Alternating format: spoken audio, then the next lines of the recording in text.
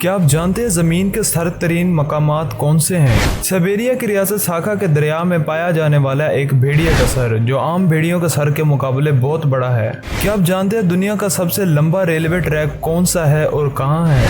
दुनिया का सबसे बड़ा समंदर, जिसके बारे में जानकर आप हैरान रह जाएंगे।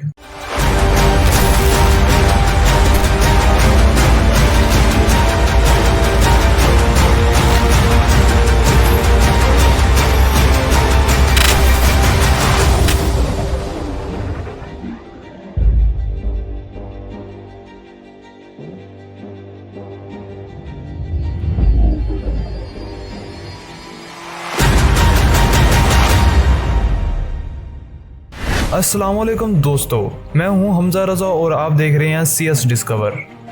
दोस्तों, आपने अक्सर लोगों को यह कहते हुए सुना होगा कि साइबेरिया की हवाएं चली हैं, इसीलिए सर्दी में इजाफा हुआ है। ऐसा क्यों है? साइबेरिया रूस का इलाका है। साइबेरिया का रकबा रूस के कुल रकबे का 77% बनता है, यानी 1 करोड़ 30 लाख मुरबा किलोमीटर से भी ज्यादा। रूस का कुल रकबा 1 करोड़ 70 लाख मुरबा किलोमीटर से भी ज्यादा है।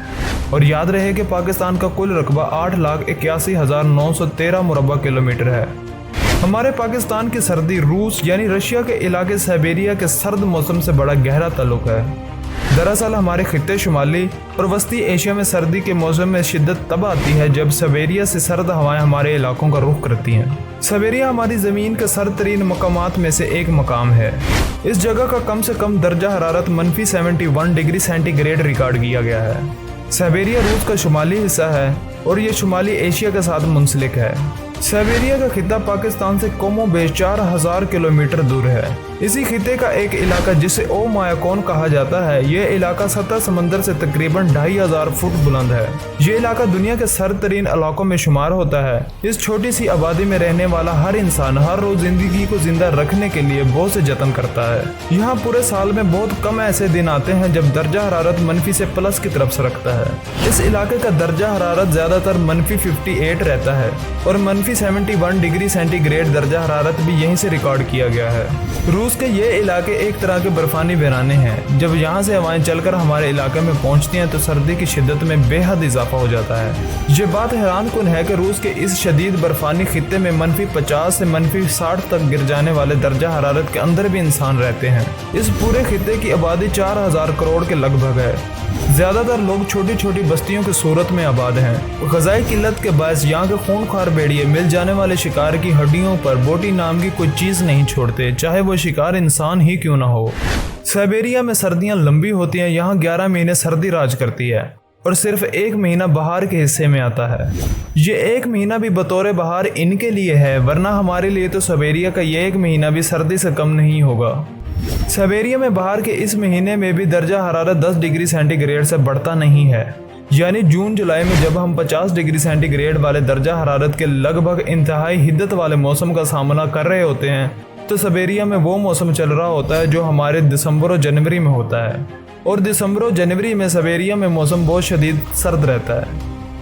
ये जून 2019 की बात है। साइबेरिया की एक रियासत रिपब्लिक ऑफ साखा में बहते दरिया तरीक़तियाह के किनारे से एक मकामी शिकारी ने बर्फ के अंदर से एक भेड़िया का सर बरामद किया। बर्फ के नीचे से भेड़िया का मिलने वाला वो सर हुजम के लिहाज से मौजूदा भेड़ियों के सर से काफी बड़ा था। हुजम और वजन के लिहाज से इस वक्त जो सबसे बड़ी किस्म के भेड़े पाए जाते हैं, इन्हें ग्रे वुल्फ कहा जाता है। ग्रे वुल्फ के सर की लंबाई 9 से 11 इंच तक होती है, लेकिन साइबेरिया के दरिया तरीक़तियाह के किनारे से मिलने वाले भेड़िए के इस सर का साइज 16 इंच से थोड़ा सा कम था। ये बहुत अनोखी खबर थी। इस खबर को जून 2019 में Washington post, Japan times, Siberian times समेत दुनिया के बहुत से मशहूर न्यूज़ चैनल और अखबारात में शाये किया।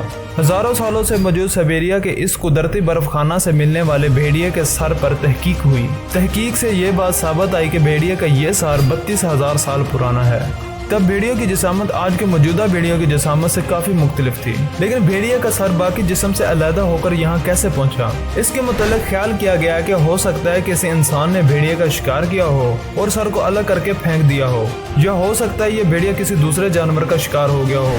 साइबेरिया से हजारों साल कबल यहाँ रहने वाले जानवरों की इससे भी कदीम लाशें दरियाफ्त हो चुकी हैं।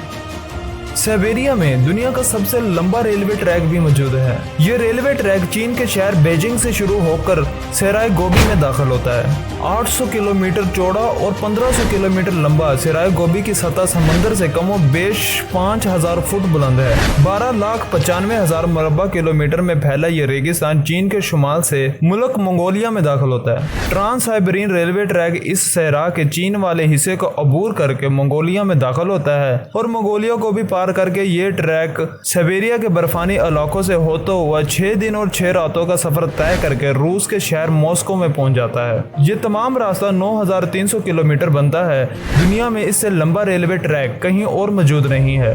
105 साल पहले बिछाए जाने वाला ये रेलवे ट्रैक आज भी 3 मुल्कों चीन, मंगोलिया और रूस के बाशिंदों को इधर से उधर आने जाने में मामून साबित हो रहा है। दुनिया भर से बहुत से सियाह तजस्सुस से भरपूर इस सफर से लुत्फानंदोज होने के लिए तकरीबन 20,000 किलोमीटर का सफर तय करते हैं। इस सफर के दौरान बहुत से दरिया, झीलें, सहरा, जंगल, वादियां, मैदान और पहाड़ी इलाके आते हैं। सबसे बढ़कर मुसव्वर कुन साइबेरिया के वो खामोश और बर्फ से ढके कई 100 किलोमीटर लंबे और चौड़े जंगल हैं, जहां से ये ट्रेन गुजरती हुई मॉस्को की तरफ बढ़ती है। मुख्तसर ये है कि ट्रांस साइबेरियन रेलवे एक तरह का हमारे लिए एशिया का अजूबा है, जो कि न सिर्फ इन मुल्कों के लिए सफर की सहूलत है बल्कि हमारी जमीन के हैरान कुन मनाजर को भी देखने के लिए एक बहुत अच्छा जरिया है।